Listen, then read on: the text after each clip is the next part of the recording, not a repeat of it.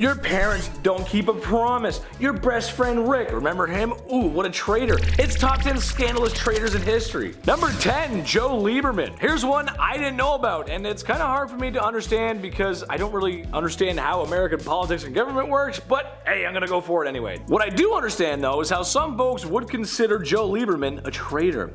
The man was a Democrat his entire life, so you can imagine his party's surprise when he supported the Republican John McCain in the 2008 campaign for the presidency.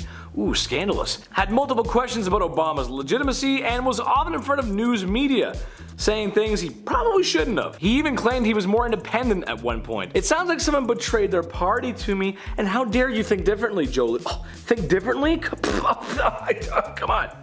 What is this?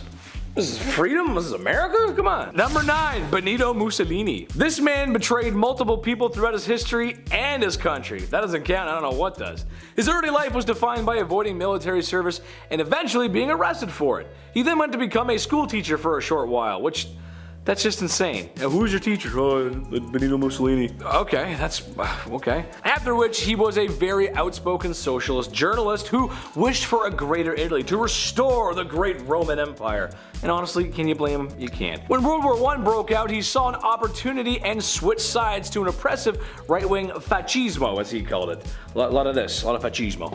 Where shortly after gaining support, he marched into the king's office and said, "Hand me the keys."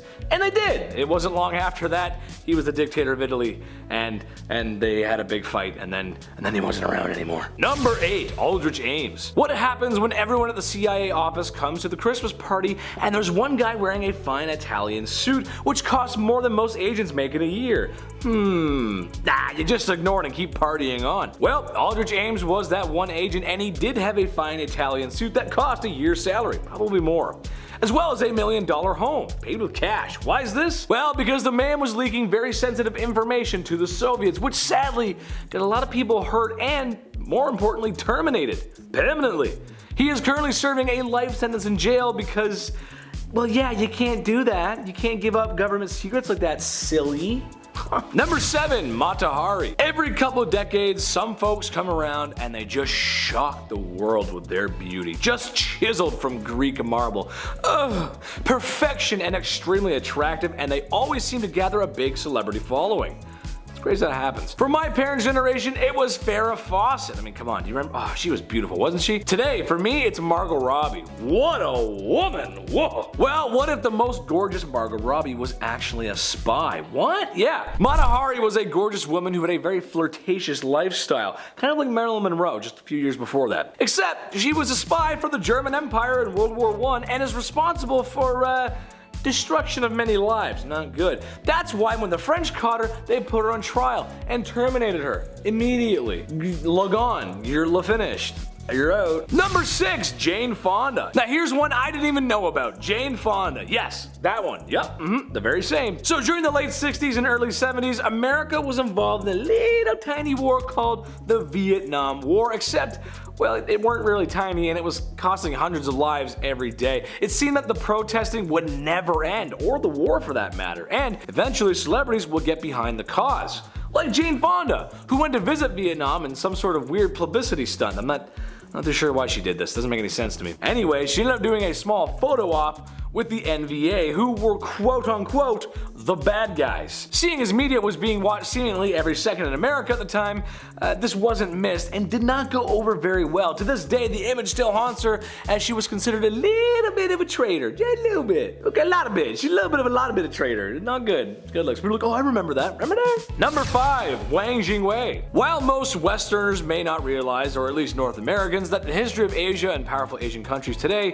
is complicated to say the least. There's a lot of history there. China, Japan, and Korea have all had their fair share of ups and downs with each other. That being said, China and Japan still have somewhat mixed feelings regarding the Sino-Chinese War that started in 1937, or some consider it to be the start of World War II, but we'll get into that another time. Japan, who was the superior force at the time, went on tour and was ready to gobble up nations, just like their European counterparts. Wang Jinowei was a Chinese official that saw the imperial sun rising, and he jumped sides quick. He became a puppet for the Japanese government in China, and is well remembered for his treachery. What he wasn't wasn't counting on was the fighting will of the Chinese communists, who would seize power right after the Commonwealth forces that assisted them in the Pacific. It wasn't good. They got rid of him next too. It wasn't good. He's gone. Number 4, Sidney Reily. How about a traitor that was so good and so successful that we don't know much about the person? We aren't even sure what Sidney's heritage was. He was a double agent for Britain, Russia, Japan during World War I and the Russian-Japanese War. What we do know or suspect is that he's responsible for a lot of cloak and dagger work, hence why I'm talking about him. His dossier reads more of that like a Mr. James Bond film, partially because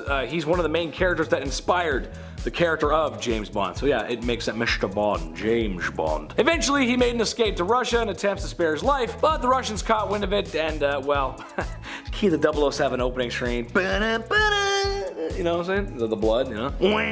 That guitar strum in the end. Number 3, Robert Ford. RDR2 is one of my favorite video games ever. Red Dead Redemption 2, if you guys didn't know that. An open world adventure full of stories, action, great graphics, and realism, all set in the end of the American West. Playing as Arthur Morgan, the right-hand man of the Dutch Van der Linde gang, was something I knew was special from the beginning. Except Micah. No one likes Micah.